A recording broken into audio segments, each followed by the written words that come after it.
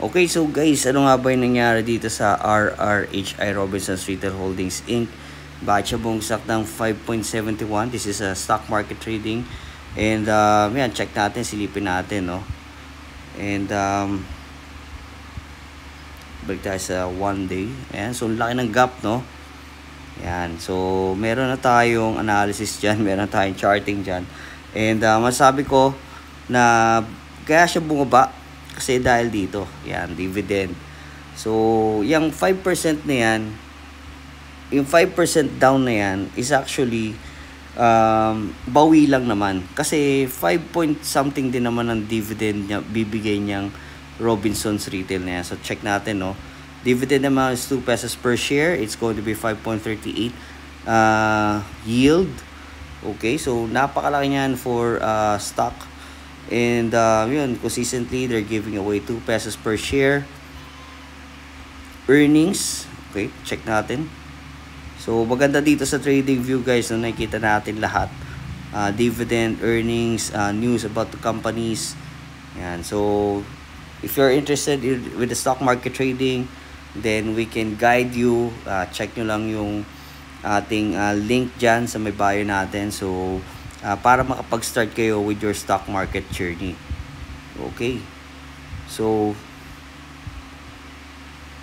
Robinsons Retail Holdings. Ayan.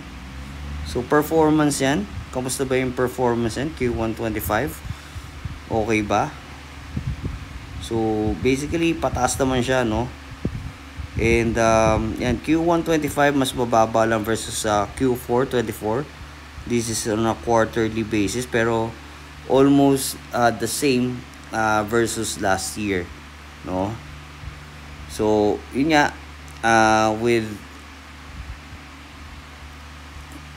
the current situation sa market natin, medyo alanganin niya tayo kasi nga medyo nagkakaroon niya ng mga conflict, no, sa global markets, no. So halos lahat down global markets due to Trump's tariff. Pero yun nga, this one, yan, gaps are usually filled, no.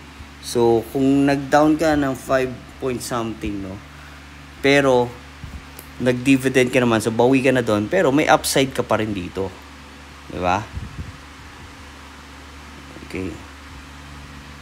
Yan. So all you need to do is just cost average this, continue cost average this. Kasi this RRHI, Robinsons Retail, is a good company. It's a value company. And I would say na this is the kind of stock na pwede natin puruhan, no? Syempre, just limit the allocation like let's say 10 to 15% of your total portfolio. Pero yun nga, pwede natin siyang puruhan. Alright? So, that's it lang for Robinsons Retail. Kung nag-down siya and nakabili ka, bawi naman yan sa dividend. So, yung usually mga bumibili lang naman yan ng stock kasi gusto nila makakuha ng dividend. Pero after that, ng X date, yun na, magbebenta na yan sila. Pero, yun nga, may mga sumasalo dito, no? May sumasalo. Saktong-sakto dito sa linya natin, sa support area na trend line natin. So, pwede pa yan tumaas dito at 42. So, pwede nyong bilhan dito. Kahit na tapos na yung dividend, yung X date, okay lang yan. This is a value company, no? So, just continue cost averaging this Robinsons Retail.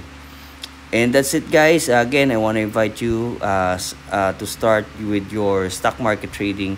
And there's a link dyan sa bio natin. So, see you there.